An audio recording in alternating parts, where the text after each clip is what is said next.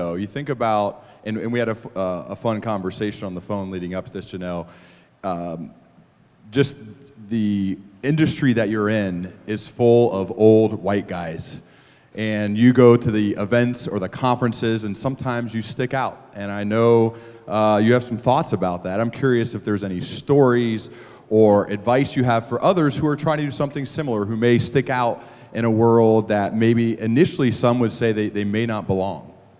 Well, you're right, Ryan. Unfortunately, I do stick out, and when I say dealer, I'm referencing being an auto dealer. I found out in college when I went to school in Atlanta at Emory, and people asked what your dad did, and I said, well, he's a dealer. And then I got different cars, and I was like, oh, wait a minute, not that kind of dealer. He's an auto dealer. But for these terms today, we're just going to say dealer.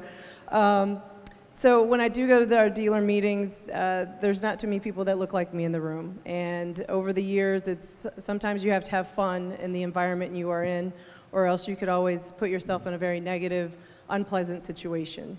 And so I oftentimes have fun with my peers that don't know me when they start asking me questions to my husband, or they start asking questions to my general manager. And the last one was a couple months ago. My general manager and I were somewhere, and they said, well, how long have you been married? And he said, well, I've been married like 33 years. He had no clue that they were talking about him and I.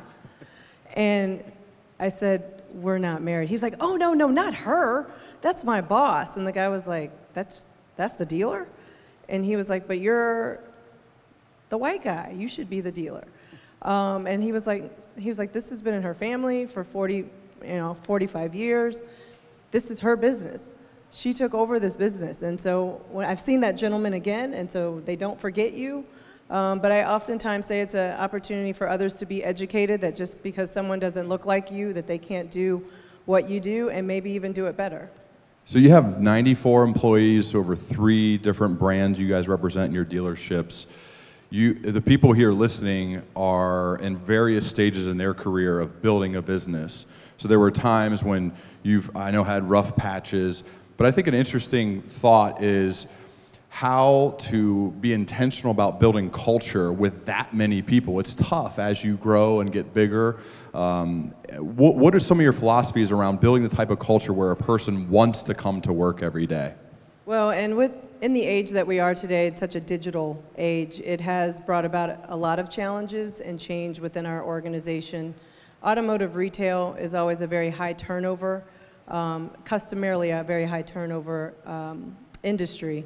And we've been very fortunate for that not to be the case because, one, it goes back to my dad in terms of the type of culture that he instilled for our organization. So if something's not broke, you don't necessarily want to try to reinvent the wheel. I know it's a horrible term of word, but so there were opportunities to tweak and make necessary changes when the unfortunate happened with my dad. But it's also looking at the people that are on your team. That at that point, I was 27 years old. Most of my managers had more experience than I, and their knowledge and skill set is what we needed, and I had the opportunity to learn from that. So for me, it's always been about team, and I tell new employees that come on board that if you think you can do everything on your own, do your job 100% on your own, regardless of what that is in our world, I'd like to know that because I haven't found anyone to do so. So it does come back to teamwork, and not that, I mean, I know it's very cliche, but it takes everyone to make one department function and how they interrelates to the other departments as well. And actually we're going through some things right now of how can we continue to enhance what our culture is as we're bringing in new and younger people that have great ideas, and it has brought about a different conversation with what I call the seasoned, long-term employees that, you know, and nothing against millennials, but you guys are definitely driving a different conversation, which is good, and it's bringing about a lot of different conversation, which one of my meetings this morning ran longer for the mere fact of what someone mentioned and how we could tweak a change and the betterment for everyone. So speaking of, you have to add people, and I know you're involved in various degrees of the hiring process depending on the role.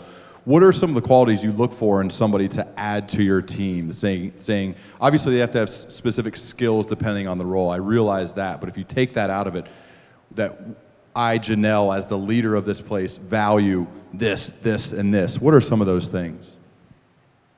With the age of technology, and some of what, well, a lot of what our business used to be was customer contact and having to make sure that the salesperson or the service person was knowledgeable. But now you all have a lot of ammo coming in from the internet to provide you with good and sometimes not so accurate information. But what it has done is created about a different level, a different type of person that we need, because the customer's expectations of their experience is here. And that's been set by other industries in terms of how consumers are spending and where they're spending their dollars. So it would be great to find a very high qualified salesperson that has Buick GMC or GM or Mercedes or Highline vehicle sales. But really what's most important at this point is how to treat the customer and providing that A1 customer experience, because of so many options, because of so many ways that we can be rated or not, you can decide if you even want to come to us before you come to us. So what does that phone interaction look like? What does that internet interaction look like before you, Ryan, even say, I want to give the Bob Ross Auto Group a shot at our business? You had a couple of really tough inflection points in your life, the death of your dad and your mom. How was that, specifically with your dad and the suddenness of it at that time?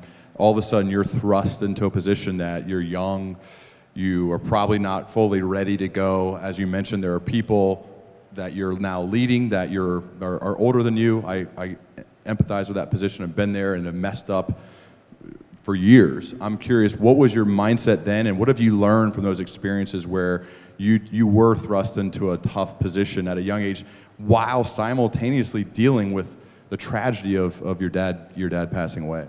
It's hard to believe it's been 22 years next month for my dad, and I was 27 years old. I was working at the dealership, but I was working 8 to 5, Monday through Friday, and going to grad school at Wright State. And he unfortunately passed at a very young age of 62, so he was of the generation that I'm never leaving, so I don't need to think about what the next steps are, but at the same time I could see him, well, really that's not my problem because I won't be here anyway.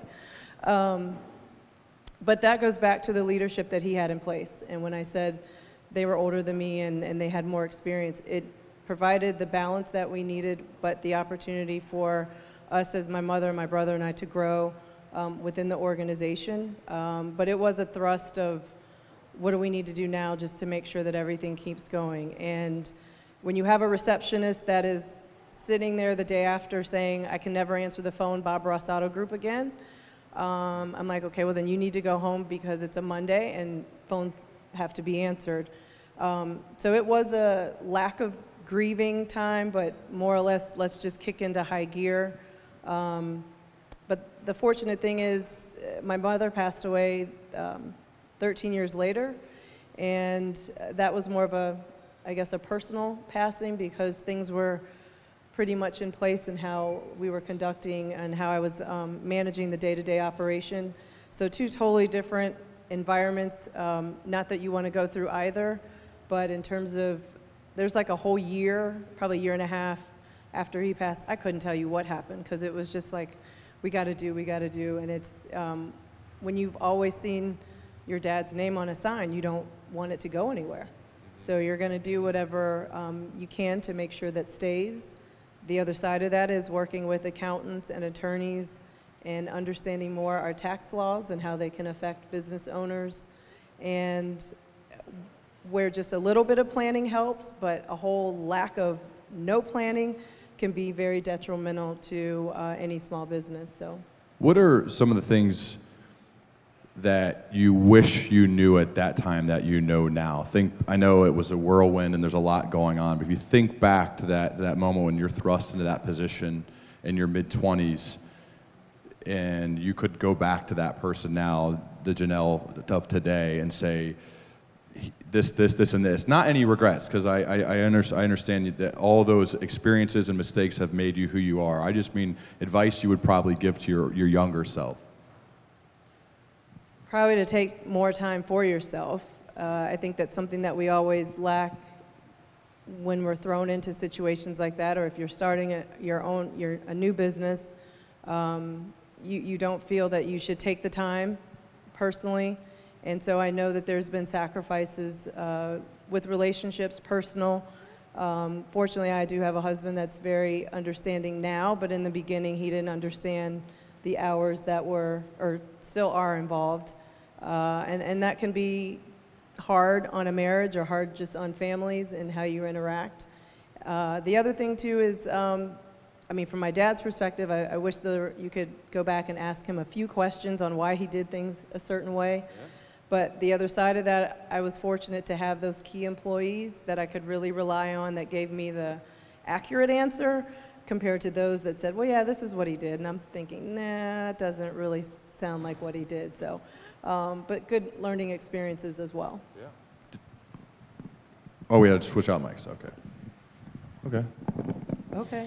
One of the things I like to ask leaders who have surrounded themselves and actively spent time with other leaders who have sustained excellence is, what are some of the commonalities you found when you put yourself in that circle of other ones? What are the qualities that they possess, they have, that maybe you tried to emulate or you tried to develop? Because I think when you look at the people we have here and the people listening, they're at various stages in their career, and sometimes you don't necessarily know what skills that they should try to develop to become somebody like a Janell Ross. What are some things that you like or potentially have tried to emulate that you found to be the commonalities among the leaders who sustain excellence?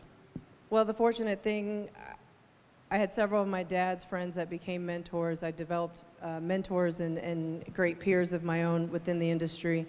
And regardless of how large or how small we are or they are, you know, a lot of it comes back to, well, most of it comes back to people, making sure that you have the right people involved with your organization, and making sure that you're treating your people more as a team, because we are with them on most days more than we're with our own families.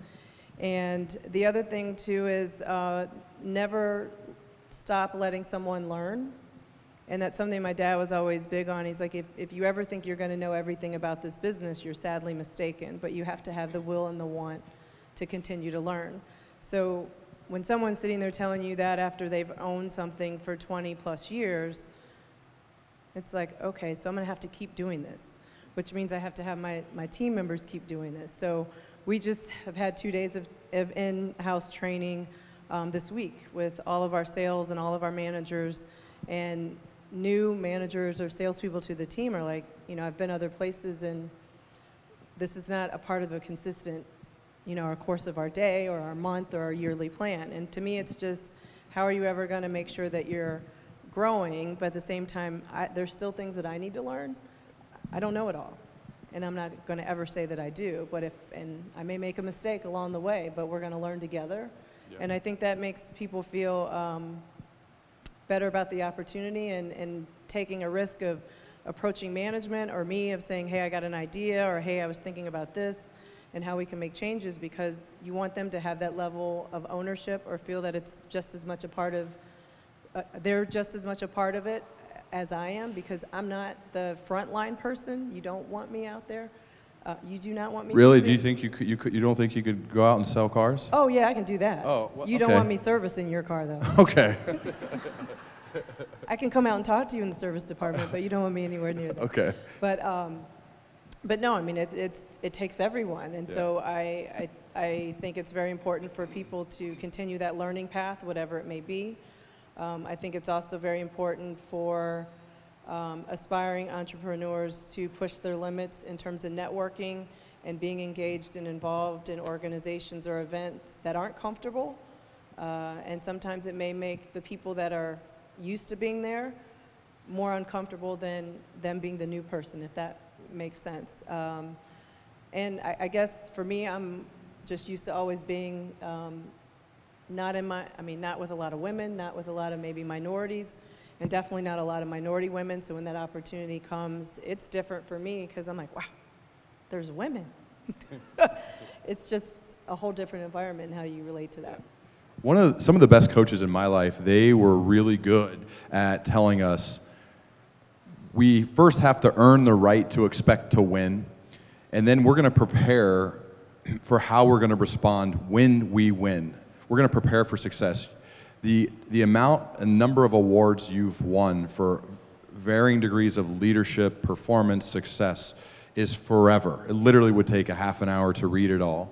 What's your mindset towards, because you seem to have this innate curiosity combined with this magnetic level of confidence. And you've probably been told that before, but that's what I feel immediately on the phone, in person.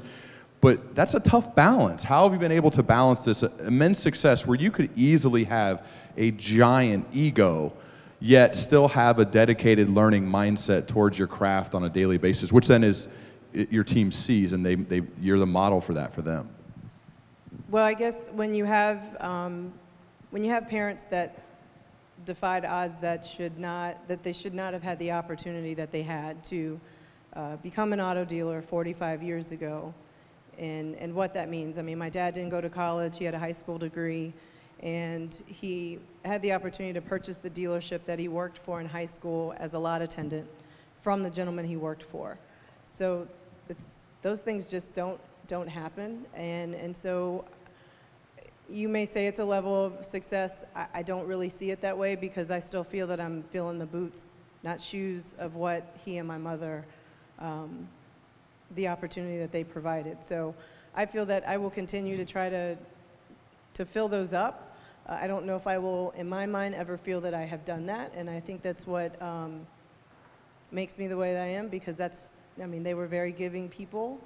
But in terms of the opportunity, and I just feel that I have a great opportunity to continue what they started, and I'll do whatever I can to make sure that that legacy is not tarnished in any way. Is there a lot of pressure, though, with that? Do you feel that pressure because of, the place you own and run is named after your dad. He's the one who just did everything you just mentioned. What type of pressure do you feel because of that? There is, and at times I think that they would be proud, and then at other times be like, well, what are you doing? And why did you do it that way? So it's just, I think that's the humanistic side of it. And, there's a lot of great auto dealers in our community. There's a lot of great auto dealers across this country that are providing for endless amounts of families and what that means. And yes, it's fun to sell cars, but we are dealing with, the second largest purchase typically that people are making. So, and there's got to be a level of responsibility with that. And obviously there's a huge safety concern with that. But something that the trainer said yesterday, and it was just ironic. He said, we're here to sell a few cars, make a little money, and have fun. And that's how my dad used to end our sales meetings. And I was thinking, he never met him, did he? So it's just, I don't know. No, I think it's really neat. Have you heard of Joe Girard by chance? You have? I have. My dad tells the Joe Girard story, and the reason why Joe Girard, the greatest car salesman of all time, was audited by Deloitte, correct? I believe. Guinness Book of World Records, greatest car salesman of all time. And the reason that he was so great, from what they say, the story about Joe, is the fact that he said after he sold a car, he would tell them, I hope you get a lemon. And a lemon in your business, obviously, that is not what you want. A lemon, you hope you get a bad car. And they say, Joe, why would you hope that we get a lemon? That's horrible. And he'd say, because then I get a chance to show off. Then I get a chance to show how I leap on problems that customer support, and then you're going to tell your friends, you're going to come to me for life, you're going to tell everyone you know, and that's how Joe became the greatest car salesman ever. What do you think about that? What's your philosophy on customer support, on taking, because there's a lot of bad things that can happen in your business. I don't understand the margins that well, but I don't think they're awesome. No. So I'm curious about how you view service when it comes to after a sale. Well, and that's the main part. It's always the running joke is, sales sells the first vehicle, but service sells the second vehicle, and that's true.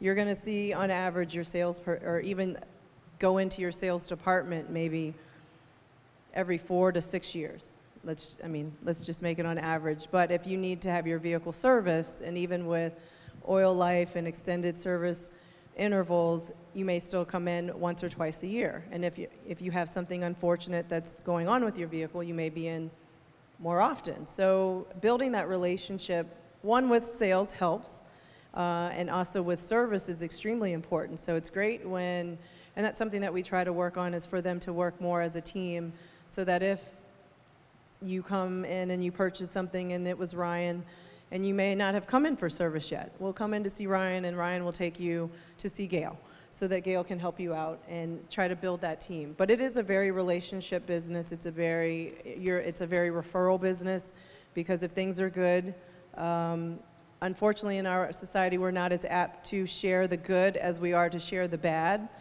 But it is good when the good is shared. And we're not perfect. We do make mistakes, but the one thing that I always tell my team, as long as I understand a mistake can happen, but as long as we learn from that mistake and it's not repeated, then we've learned something. In the startup world, the word pivot is brought up quite a bit. It needs to happen from time to time. It's a little bit different in your world, but I think what I relate to that is the word change. You've had to adapt to the changing times. I know you mentioned the internet already briefly, but what's your philosophy on whether it's change management or the changing times, how you've had to adapt? Because I found the best leaders in my life, whether they were coaches in the sporting world or they were business leaders, they were really good at adapting to both the industry, the environment, the people on their team. All of those were parts of pivoting / change / being ready for that. How do you view that? Well, within the last year or so, we are getting into more retirements with some of those seasoned long-term veterans that we've had. And so, and like I mentioned earlier, with the newer employees coming in, it's created a different level of conversation. So there is change happening. And there's change happening, from the OEMs, which are the automakers, that pretty much just get placed on us. So it's not a matter of working through that change. It's a matter of, this is happening now, and you better do it, not even time to adapt. But it is a very, technology has changed everything for us with the internet. So if you think about, let's go back 15, 20 years, most of us didn't have email. We weren't walking around with cell phones. Now it's like no one can move without having either one. And that relates to a different type of environment in terms of what we're seeing from a sales and service environment for our customer. So we've had 3 to 5 years ago, we didn't have product specialists, we didn't have IT specialists, we didn't have internet specialists, we didn't have social media specialists. Some of these people are a part of our team now that have never even thought they would be interested in automotive. But it's not even about them being technically touching a vehicle. It's more about the process and the procedures that we're doing in order to make a better environment for you. And that has required a lot of change, because if you take someone who's been a car salesperson longer than 15, 20 years, they're pen and paper, they're calling you at home. Why do I need your cell phone number? Why do I need your email address? Why do I need to send you a video? Why do I need to send you a text? I just want to call Ryan and say, do you want the car or not? Right. So that whole game has changed, and we've lost some people. We've also lost some younger people on the technical side. With all of the technology that's in the vehicles now, we've had technicians that have just said, this is way too much. And these are the millennials that have asked for the technology but are not wanting it's just like a circle. And they've left to go into different industries. But again, we're changing daily, and it's in meetings this morning, what we talked about last month in terms of a process, we've already had to revamp, because that's how fast things are changing. And not everyone's always going to be on board 100% to make changes, and unfortunately those are going to be the ones that get left behind or are electing not to stay in our industry. But those that are wanting and willing, like I said earlier, to learn and continue navigating and evolving, that's what it's going to take for us to maintain. What do you think about electric cars? Elon Musk is in the news every day, good and bad. Tesla, you know, with the type of cars you sell, what is your viewpoint? You live in this industry on, is this going to be all that we have, or is it always going to be a mix? What's your thought on it? I think there's still always going to be a mix. The unfortunate side for a franchised auto dealer is our responsibility is to, I can't pick up and move. You know, we're on Loop Road. We've been on Loop Road for 40 years this year. I can't pick up and say, well, now that Austin Landing's exploding, I'm just going to pick up everything and go to Austin Landing. Now, if there's space, maybe. But just, you can't do that. It's a very brick and mortar business. I mean, inventory. We have hundreds of vehicles on the ground. And what that does is our tax base goes back into our communities, and it helps, you know, fulfill our communities in terms of needs, and hopefully we're being good stewards in the communities that we serve. The only unfortunate thing that I am not really keen on is that there are no franchise auto dealers for Tesla.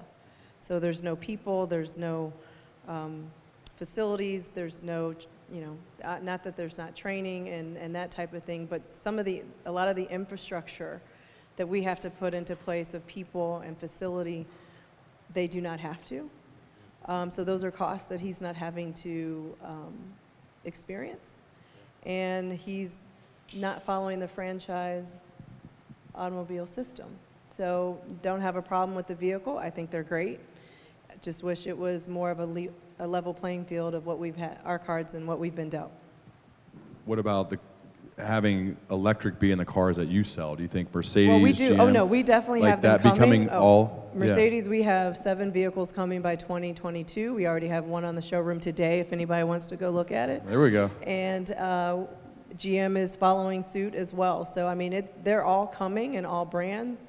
And it's just, I mean, but it's a wait and see. I don't think it's going to take over. I still think there's going to be a nice mix and balance. Yeah, gotcha. I would imagine you get asked on the regular basis from people to sit down and have a cup of coffee or go to lunch. I would imagine this happens a lot. And I like to kind of parachute in to one of those meetings when you have a person earlier in their career and they're sitting across from you and they should say, Janell, I want to make a positive contribution in the world with my career, at home. I want to be able to do it all. What is the parting advice that you give to that person who's probably a little earlier in their career, the ones who are hungry and ambitious and they're going after it? What advice do you give to that person when you're having that one-on-one cup of coffee or lunch with them? I think the one thing that everyone should strive to do is to do something that you have passion for. If not, it's just a job. And especially if you're going to own your own business, you know, sometimes people think that's just really, really great, but it never stops. There's a 24/7 responsibility for what that means, and you do have to get to the point of turning it off, but it still goes back to if you don't love what you do, and it's 10 o'clock, or it's 5 a.m., or it's Saturday night, or when something has to get done, you just can't say, I'm done at 5 and, you know, I'm going to walk away. So I just always go back to passion. And again, it goes back to, I guess, bringing my mother into the fold of her first career was education. So it goes back to that never limiting yourself in terms of learning everything you can about the industry that you do love. And there's always going to be naysayers that tell you that you can't do something. I heard plenty of it shortly after my father passed that, you know, give her a year and a half, they won't be around. And it's nice when I see those people, and I'm not wishing bad on anyone, but they may no longer be in the business after me hearing them talk about us at a dealer meeting. So, you know, there's always going to be someone that doesn't want you to succeed, and understanding that and trying to remove them from your head, so to speak, because there's always the bad head and the good head, and just continue to move forward. Why did you keep going? You could have done anything. What made you stay in the family business? Well, one, like you said, you know, having something that has your parents' name on it is not everyone has that opportunity. And two, I always did enjoy being around and in the car business whenever I could. During school, middle school, high school, college, I would, papers, projects, anything that I could do to learn something about the auto industry, I would do. And there's a couple times I don't think some of my dad's peers were too happy because I wrote papers about them and brought that back to their attention years later. But it, provided me the opportunity to learn, and it let him see that I was interested in wanting to be involved. Love it. Let's open up for questions. Yeah, go for it. First of all, congratulations on your tenacity, carrying on that legacy of your Thank dad. you. Sure. I had like 4 questions. I'm just going to ask one though. Fire away. Yeah. The 25, 26, 27-year-old Janell. Daddy, when I'm able to take over, I want to do this. Just 1 or 2 things that maybe came to your mind that you talked to your dad about that you've been able to implement. Did I talk to him about? Well, I will have to say, when he passed, he thought the internet was a fad, because this was '97, and he never had a computer on his desk. And so that was the first thing I went full tilt. We got to get a better internet. I mean, it was like, he was like, we don't need the website. We don't need any of this. He said, it's all going away. Well, it's not gone away. So today, it would be very interesting to see what he thinks about our world in that environment now. And think about it, his name is Bob Ross. So I was like, I had the ingenious idea that we were just going to get www.bobross.com. Well, the painter had done what he needed to do to make sure that he had, Bob Ross. So we had to get creative and try to make sure that we could tie into what made sense for us.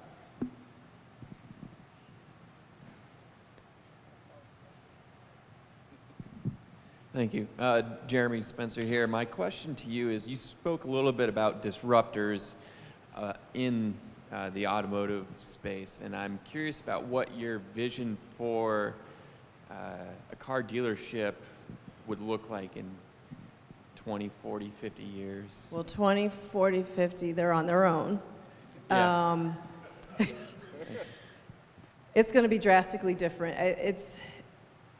And we're trying to figure that out now, because as much as the manufacturers are pushing you, the consumer, through the internet, digital, social phase of even buying your vehicles, setting up your service appointments, on the flip side, they're still wanting us to invest millions of dollars in the facilities. So I sometimes get confused, because I'm like, if you're doing everything online, and I'm even delivering the car to you, and then you need service, and I'm even picking your car up for service, what does it matter the way I really look in terms of our facility, because you're not even going to see it? And that's happening now. So that is scary to think about what, when I talk about the brick and mortar, I can't just pick up and, I can't condense or shrink a building when I don't need the space. I can't add to the lot when I have truckloads of vehicles coming in that weren't expected. So those kind of things I can't control. But there is definitely going to be a drastic landscape. We're already starting to see more and more consolidations of larger dealer groups. So in terms of a independent, which I would be considered because I'm not under a larger group per se, that is even a public organization like a Penske or AutoNation, to that degree, those things are already starting to happen. So it's very tricky, because the digital landscape does plays into this a lot, but it also plays into the consolidation that, with everything else, we're at a high rate of need for technicians. And an automotive technician, if they so choose, could pretty much write their ticket as long as they're good, because the need for them over the next 5 to 10 years is drastic, because of all the seniored and veteran techs that are out there that will be retiring. So there's a lot of shift that's happening in our industry, and it's trying to manage that and be more creative or more thinking outside the box of bringing those individuals into our industry as a whole. Hope that helped. But we got other. Yeah. Hi, Janell. Hi. My question is, you do so many different things. You know, your daily schedule is probably extremely busy. So what do you do? How do you kind of manage, you know, sort of that work-life balance? I don't. I was talking to Ryan when I got here, and because of technology, I was talking with a customer, what I say, an hour and a half ago, and my phone just like wiped out all of my contacts and my cell phone. So I mean, it's like, what am I supposed to do? I can't sit at my computer. I got to get in the car. And so you never know what your day is going to be like. From a work-life balance standpoint, the one thing you have to do is you have to get to the point of planning your time, just like it is a meeting. Like I needed to be here for 4 o'clock. I set my calendar for 3 o'clock because I knew I probably wouldn't leave till 3:25. But it's just like if you need your me time, if it's, you know, to read, to do nothing, a massage, you want to play golf, whatever it is, if you don't schedule your time, something else is going to occupy that time because there's always going to be something to occupy that time, either personal, family, friends, or work. And it's very hard to do, and technology has made that even harder because it's like, okay, well, I'm here. I can't use my phone. I'll do it tonight. So then I'll start probably emailing my managers at like 10, 11 o'clock, and then the new ones are like, is she serious? Am I supposed to respond back to her at 2 in the morning? And I'm like, no, but unless I call you, this is just when I can get it done. But that doesn't mean that maybe I went to play golf this afternoon and had fun doing that and need to go back to and getting into work. So technology has been good and bad to me in a work-life balance situation. It does help at some times, but it does make things a little harder at others. And so for that, schedule. And it sounds really crazy, but if you don't do it, time's gone. Do you have other question? Oh, yep, in the back. So my question's more towards you now own a business and you're successful in your business. You get all kinds of charity requests or donation requests. How do you handle that? We do get a lot, and it stems from my parents because both of them were very involved in the community and all aspects of the community. So there are a lot of things that we are still have high level of engagements with due to their passion and interests. There are things that we have taken on that may be of interest to me or others in our organization. But the asks are great, and it is a very not so fun job of saying no, but I do feel good about the things that we do, which is I feel a lot. But it's, again, trying to be creative. If maybe that we don't have dollars that we can spend, how else can we support that initiative or organization or experience in another way? And that's where I've had several of our team members and managers who are now involved with different organizations because they too wanted to grow and learn and have the opportunity to give back and be engaged. And it's really even what we're doing right now. I mean, you guys are collecting for the disaster relief efforts, and you know, when everything happened last week, we were very fortunate not to have any damage business-wise or personally. I do have some employees that are affected in terms of homes, and it just, I mean, employees just started coming with asks, like, can I go work at the food bank? What are we going to do about this? How are we going to support that? So it was really them, which is nice, not me saying, well, you know we're going to do something. It was more or less, how are we collectively going to figure out what we're going to do? And so Friday afternoon, it was late. We finally got an email out, and we didn't even get it out on social media until Monday. And by Monday afternoon, no, by Tuesday, we already had to take a whole cargo van, 2 cargo vans, to the food bank of donations that had come in just in that short amount of time. So that's like spearheaded internally and others to make sure that they're reaching out to their networks of letting them know that Bob Ross Auto Group is a drop-off point for items. And I mean, so it's for a very unfortunate situation, it makes us feel good that at least we're doing our part, because I mean, we had a church come from Cincinnati that brought 60 cases of water. They're like, we saw it and we've done business with you and we wanted to do something.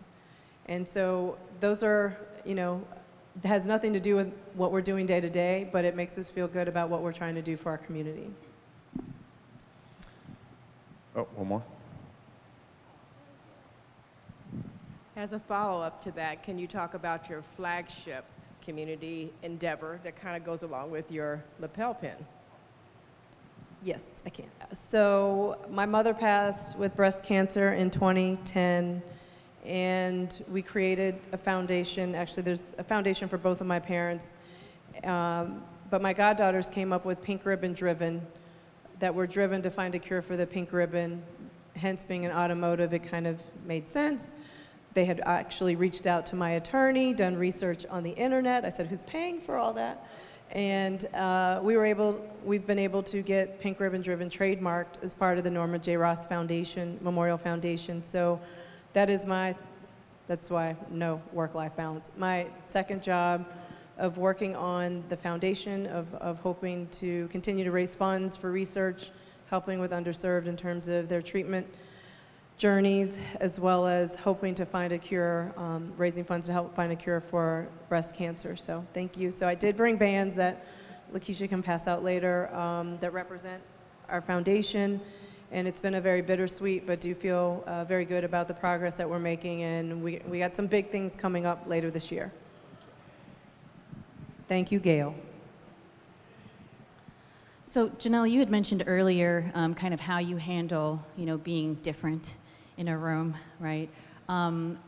What do you do when you get home after experiences like, you know, that maybe aren't as good, you know, to kind of talk yourself back up, or, you know, otherwise just kind of get out of a negative mindset that may have come from, you know, any negativity that you've experienced being different? Well, you know, it is sad that it's been 22 years and it still happens.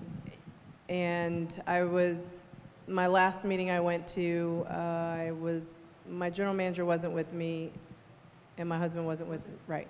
So a gentleman was on the elevator and he was like, so what do you do for Mercedes-Benz? Because the meeting was in Atlanta, that's where headquarters is. They invited employees in, which was a first, to let them see and interact with us. Great opportunity. So he just assumed that I worked for the manufacturer. There's nothing wrong with working for Mercedes-Benz. And I said, I don't work for them. He said, well, you have a badge. And I said, yeah, my badge is just like your badge. He said, well, how can that be? He said, well, you have to work for the manufacturer. And I said, no, I'm sorry. I said, so what do you do for the manufacturer? He said, well, I'm a dealer. I said, oh. I said, well, how long have you been a dealer? He said, oh, like 15 years. I said, great. He said, you really don't work for the manufacturer? I said, no, sir. I said, but we've had the brand almost 40 years, and so if there's ever anything I can help you with, here's my card, and have a good day. So he found me later that night and was like, I need to apologize. You've been in this way longer than I, and you taught me a very valuable lesson about people. And unless you would have asked, I mean, I went on with my night, and at this point, because it has been 22 years, I just let it roll off. I mean, in the beginning, yes, because I felt like I should walk around with, here's my story, here's how I got here, here's what my dad did, here's what I'm doing. And it's like, oh, okay. After you finish that, then they just like want to turn and walk away and be done with you. I don't have time. I mean, it's no need for it. There's no time for it. And again, it goes back to educating them and letting them know that they've had the opportunity to learn something. What a great way to end, Janell. Thank you so much for being here. Thank you for Ryan. all that you do in the community. It's so great. Janell Ross, give it up. Way to go, Ryan.